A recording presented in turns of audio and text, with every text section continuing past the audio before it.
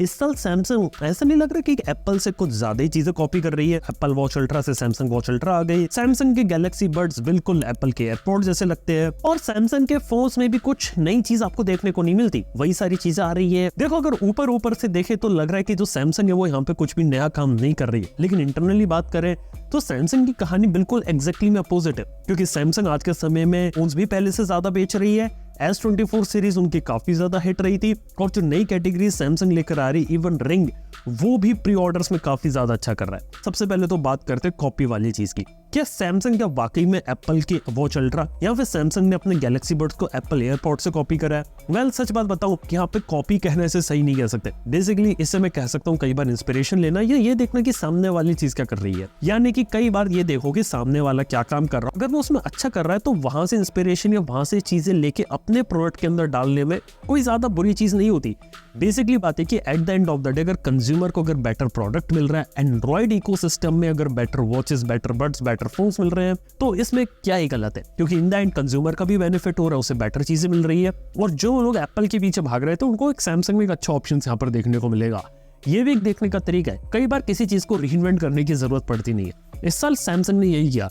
Samsung ने देखा कि 7 ईयर के सॉफ्टवेयर अपडेट जो रहते हैं वो गूगल यहाँ पे इंट्रोड्यूस कर चुका है, ऑलरेडी 7 ईयर तक दे रहा है। सैमसंग ने इसी चीज को आगे लेकर गई और 7 साल के एंड्रॉइड वर्जन के अपडेट उसने अपनी S24 की लाइनअप में डाले। उसने ये काफी अच्छी चीज करी। इसका जो इम्पैक्ट है ना लॉन्ग टर्म में हम देखेंगे, और जो कंज्यूमर्स होंगे ना उनको भी ट्रस्ट आएगा, सैमसंग पे भरोसा आएगा कि वो वहां पे एक काफी अच्छा काम कर सकता है। इसके साथ बात करें AI की, तो देखा है तो AI की इस साल शुरुआत सैमसंग की गैलेक्सी AI से हुई थी, और घुमा फिरा के गैलेक्सी AI जैसी चीजें आपको हर दूसरी कंपनी यहाँ पर दे रही है।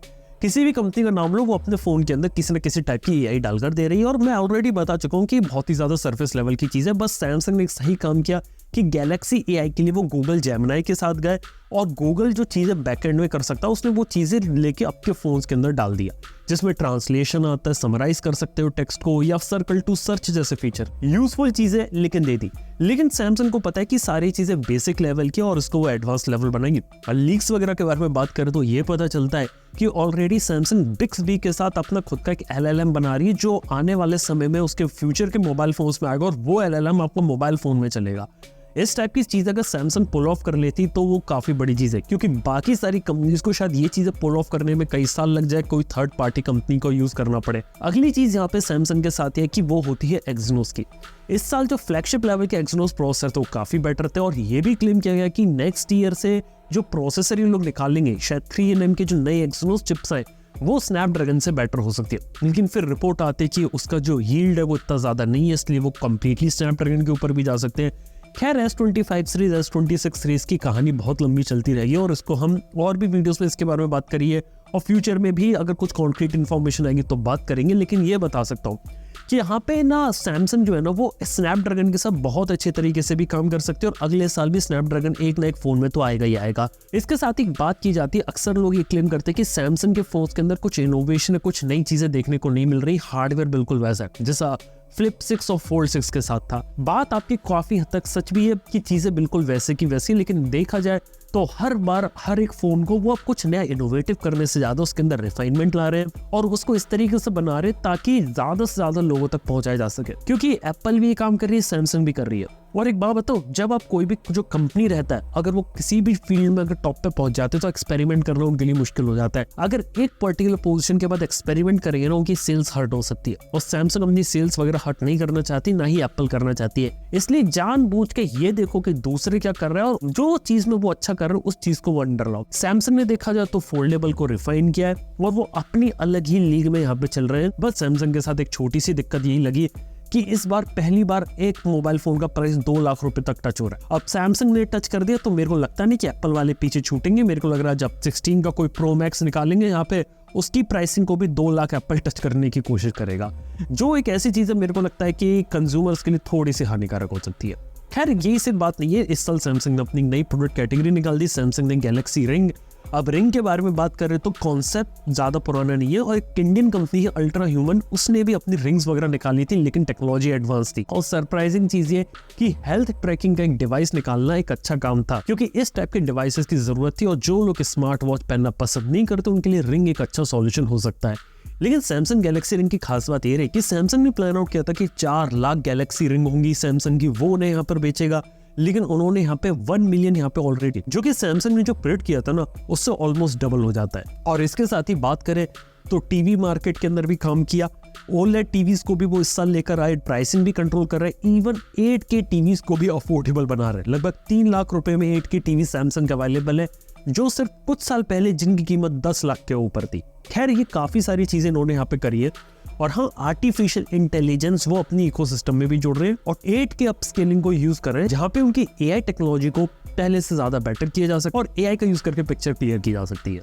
खैर ये काफी सारी चीजें हैं जहाँ पे अभी काम हो रहा है और मेरे को लगता है कि सैमसंग वाले इस साल काफी डिसेंट परफॉर्म कर रहे हैं और इस साल उनकी पोजीशन यहाँ पे काफी सही रहेगी। लेकिन कुछ ऐसी चीजें हैं जहां पे सैमसंग वाले कुछ इंप्रूव कर सकते हैं। पहला फीडबैक, एक्सनोस प्रोसेसर इन्होंने फ्लैगशिप में अच्छा करा है, लेकिन अब बजट और मिड रेंज वाले जो फोन्स होते हैं जिनमें एक्सनोस होता है वो काफी ज्यादा वीक है, वहां पे उसे और ज्यादा बेटर किया जा सकता है। इसके साथ ही सैमसंग के बजट फोन्स में देखा तो One UI उतना ज्यादा एफिशिएंटली काम नहीं करता, हालांकि अपडेट्स उसमें भी आते हैं लेकिन फिर भी एनिमेशंस उतने ज्यादा खास नहीं रहते और यहाँ पे जो ब्लोटवेयर्स होते हैं वो बजट और मिड रेंज में थोड़े ज्यादा रहते हैं। वहां पे बजट के अंदर और मिड रेंज के अंदर क्लियर एक्सपीरियंस अभी भी सैमसंग दे सकती है। One UI 7 के साथ पता चला कि सैमसंग One UI को पूरा रिवैम्प करने वाली, नया आइकन पैक, नए थीम्स आने वाली है, नया एनिमेशन आने वाला है और काफी सारी चीजें जो शायद आपको एप्पल के iOS में थी। अगर अच्छी चीजें iOS से उठ के One UI में है तो यार वो भी एक अच्छी चीज है। इसके साथ ही खास बात यह है कि One UI को तो वो अच्छा कर ही सकते हैं, लेकिन मिड रेंज और बजट फोन्स रहते हैं ना, जिसमें वो आज के समय में अपनी वही ODM वाली स्ट्रेटेजी यूज कर रहे हैं, जहाँ पे किसी और थर्ड पार्टी कंपनी से फोन बना के बेचते हैं, तो वहां पर वो कुछ अच्छे और बेटर फोन्स बना सकते हैं। अब मैं ये नहीं कह रहा कि ODM स्ट्रेटेजी बेकार है, लेकिन ये पता चलता है कि सैमसंग अपने बजट और मिड रेंज फोन को, जहाँ पे उनके अंदर जो चिपसेट्स यूज किया जाता है, उसे और ज्यादा यहाँ पे थोड़ा बेटर कर सकती है। इसके साथ फाइनली बात ये रहेगी कि हाँ, सैमसंग के अंदर इंप्रूवमेंट दिख रहे हैं। One UI 7 one of the major improvement होगा आने वाले समय में। एक्सनोस बहुत ज्यादा प्रॉमिसिंग लग रहा है आने वाले फ्यूचर के अंदर, जो देखने वाली बात होगी किस तरीके से इवॉल्व करता है। इसके साथ ही एक जो जगह है जहाँ पे सैमसंग थोड़ा बेटर परफॉर्म कर सकता है वो हो सकता है उसकी FE सीरीज। FE सीरीज एक जमाने में काफी अच्छी लगती थी, फिर थोड़े से मीडियोकर फोन्स आने लगे, लेकिन अब लगता है कि FE सीरीज के अंदर भी कुछ ना कुछ यहाँ पे जादू सैमसंग वाले यहाँ पर दिखा सकते हैं, जहाँ पे एक बेटर चिपसेट और बेटर प्रोडक्ट अगर निकाले तो वो भी मार्केट में चल सकता है, क्योंकि FE सीरीज की प्राइसिंग कम रहती है और काफी सारे कंज्यूमर ऐसे होते हैं जो FE सीरीज को लेना यहाँ पे बिल्कुल पसंद करते हैं। इसके साथ ही बात की जाए तो अच्छे काम की बात करें, सैमसंग ने जो टैब निकाले थे वहां पे सही है, जो प्रीमियम लेवल पे जो टैबलेट्स निकाले अच्छा काम करती है। सैमसंग की जो गैलेक्सी बुक आ रही है वो काफी अच्छा है। जो AI का इंटीग्रेशन और सैमसंग ने जो इकोसिस्टम एंड्रॉइड साइड में बनाया ना, वो बहुत ही ज्यादा प्रॉमिसिंग लग रहा है आज के समय में, क्योंकि इस टाइप का इकोसिस्टम बाकी कंपनीज ने बनाने की कोशिश करी है, लेकिन वो अभी भी उतना ज्यादा सक्सेसफुल अभी भी नहीं हो पाई है। तो दोस्तों यार, ये थी कहानी यहाँ पे सैमसंग की। बात करना चाहता था कि सैमसंग ने यहाँ पर क्या किया और 2024 में क्या चल रहा है। कुछ बातों से आप एग्री कर सकते हो, किसी से आप डिसएग्री कर सकते हो, तो अपनी जो बात है नीचे कमेंट बताओ। वीडियो अगर इंटरेस्टिंग लगा, पसंद आए तो सब्सक्राइब करिए, कहीं मत जाना। थैंक यू बने रहने के लिए। आप सब नेक्स्ट वन के अंदर गुड बाय।